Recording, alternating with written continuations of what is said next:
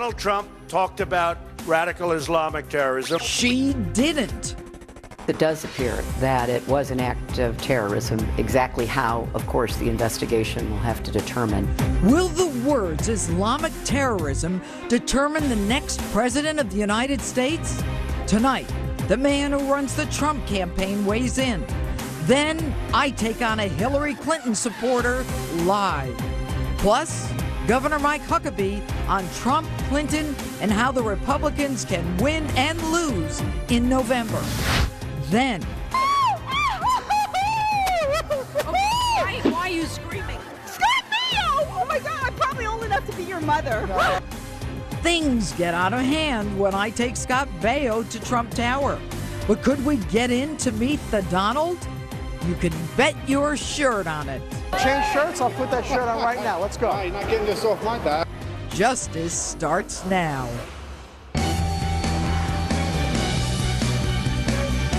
Hello and welcome to Justice. I'm Judge Jeanine Pirro. Thanks for being with us tonight. Now my opening statement. You know, there's only one person who can keep Americans safe. And although it may have happened in another part of the world, it has crystallized an issue confronting us and will ultimately determine who moves into 1600 Pennsylvania Avenue in 2017. The ripples from the crash of Egypt Air Flight 804 have reached our shores and teed up the question, who will keep us safe? Take a listen to the contenders. Do you think that Donald Trump is qualified to be president? No, I do not. She is so ill-equipped to be the president. Now, to be clear, the cause of the flight's demise is yet undetermined. But each of the contenders has said the probable cause is terrorism. Trump tweets at 6:27 a.m., hours after the plane vanishes, looks like yet another terrorist attack. More than 7 hours after Trump's tweet, Hillary says it does appear that it was an act of terrorism. Now, I suspect the 7-hour or more than 7-hour difference reflects either Hillary's need to sleep late or to gauge the political winds. Now, economy is the #1 issue, terror #2. But I would venture a guess even more important than money for most is safety. So who will keep us safer? The polls, almost even a week ago, show most trust Donald Trump to do a better job than Hillary on terrorism. But each one of them says that we're safer with him or her.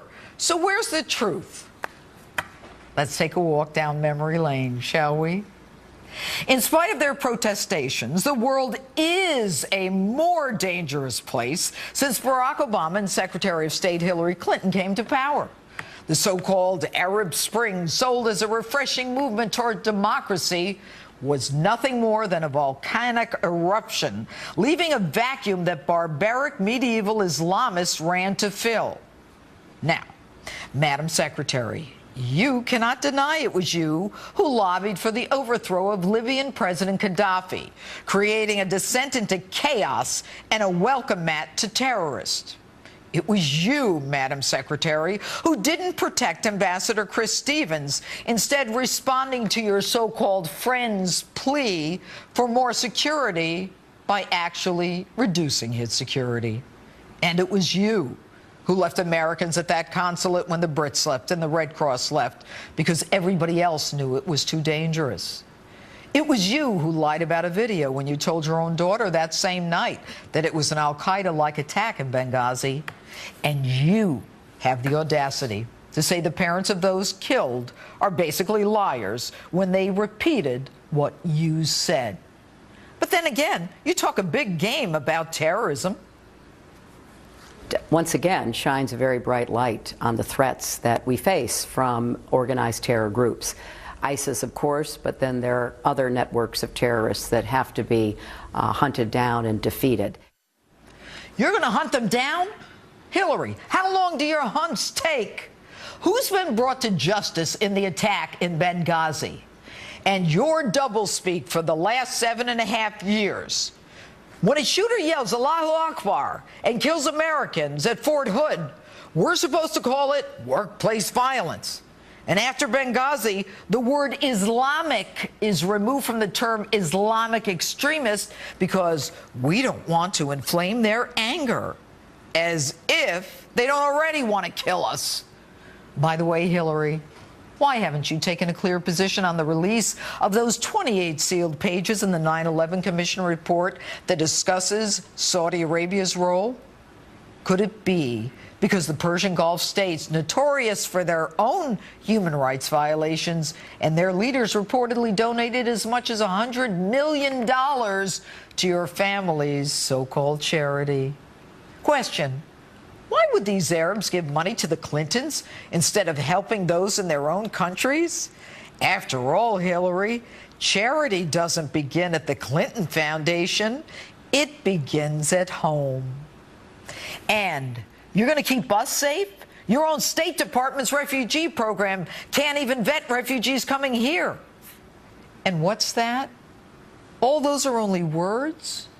You have everyone so fearful of being called an Islamophobe that ordinary Americans didn't report suspicious deliveries at the home of the Islamic terrorists who killed 14 in San Bernardino. And you're going to keep us safe, Hillary? Hell, you can't even keep top secret intelligence on your BlackBerry without Russia, China, and a Romanian hacker accessing it. So how can you keep us safe when you speak a different language from ordinary Americans? How can you keep us safe when you can't even say who the enemy is? It's not violent extremists. It's not terrorists. It's Islamic extremists. It's Islamic terrorists. And you can't mouth the words. Say it. Say it. But you won't. This isn't a parlor game, and not one for the faint of heart. So go back to bed, Hillary. There's someone else who's going to protect us. And that's my open. Tell me what you think on my Facebook page or Twitter, hashtag Judge Jeanine. And with me now is Donald Trump campaign manager Corey Lewandowski. Corey, good evening. Let me ask you this.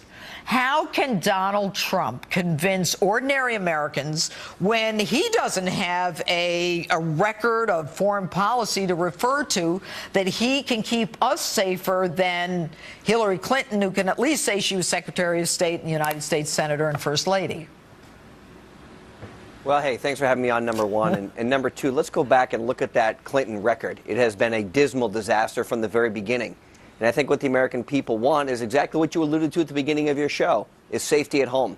They want to know that they can get on an airplane and that they'll be safe when they land.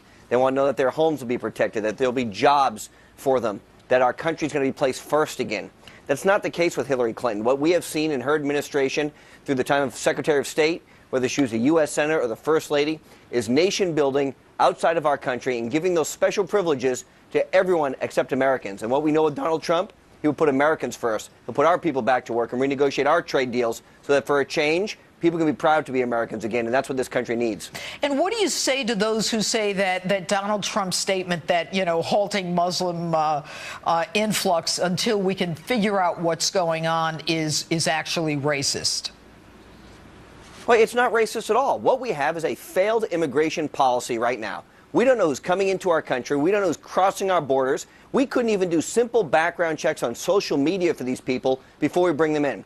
And what we want to do is put a temporary hold. Let's just look and make sure that our government, which isn't doing their job properly, can vet these people so that we know we're not bringing terrorists into our country. But you know what we saw in Corey? San Bernardino, what we saw in San Bernardino was we saw a woman come into our country who was a radical terrorist. She radicalized her husband, and they killed 14 people. And they came in on a K-1 visa because they couldn't do a simple social media background check. That's what's wrong with our country. We need to do a better job to protect our own citizens. Will we ever be able to do background checks on refugees? I mean, they're not coming out of these countries, you know, with their license or registration and their criminal justice record. Well, so then let's ask ourselves, what do we bring the refugees to our country for? Why aren't they staying in the region of the world? And we'll create a safe zone for them, and they can stay in the region of the world where they're most comfortable Tell me what the value is of bringing people into our country who we know absolutely nothing about. We can't do a background check. We don't know who these people are. And then when they come into the country, candidly, we lose them. We can't even build a wall in front of Mexico to stop people from crossing the border and killing Americans in San Francisco. What makes us think that once we let these refugees in, they're going to stay where we ask them to stay, and they're not going to go off on their own merry way and be a burden on our country? Okay, Let's Corey. control our borders for a change. Okay, Corey, look, Donald Trump admittedly is not doing as well with women as Hillary is, and she's not doing as well with men as he is. But given his endorsement by the NRA yesterday, do you think this helps or hurts him with women? Well, look, again, women are not single-issue voters, and this is what the misnomer is. Donald Trump is doing exceptionally well with people who they always said he never would. In the last poll that came out, he has a 10-point lead amongst Hispanics over Hillary Clinton. They said originally he would never have that lead. He's now leading her by 10 points. And what women want, in my opinion, and you're one judge, you know better than I do, is they want safety for their homeland. They want safety for their families. They want to make sure they have good-paying jobs. They want to make sure they can take care of their families. They're not single-issue voters, so this notion that Donald Trump doesn't do well with women is crazy. 30 years ago, when he started building his business, you know he put women in the highest positions possible, and they still run those businesses today. Okay, look, a Fox News poll we have shows that with women, Clinton's 50%, Trump's 36%, men 33% for Clinton, and men 55% for Trump. So Hillary's got 14 points up on women than Donald does. You know, so that's the latest poll that we have from Fox.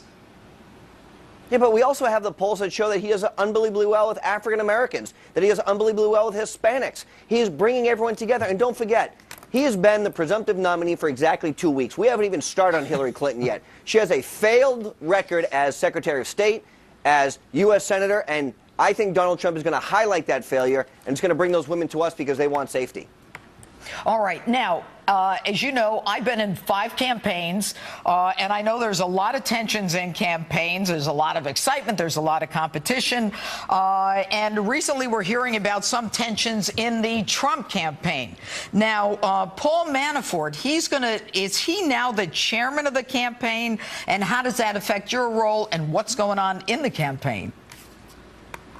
Sure. So this is typical media, want to hype something that isn't there. But let me tell you what's going on. Our campaign has 70 people on a total running a presidential campaign. Hillary Clinton's campaign has 732 people in it. So we're small, we're tight-knit, we're working very well together, and we're going to continue to grow and bring more people in. But you also have to look at the mindset. Is what we can accomplish with a small group is the mindset that our government needs. Look at the amount of money that our campaign has spent compared to Hillary Clinton. She spent $182 million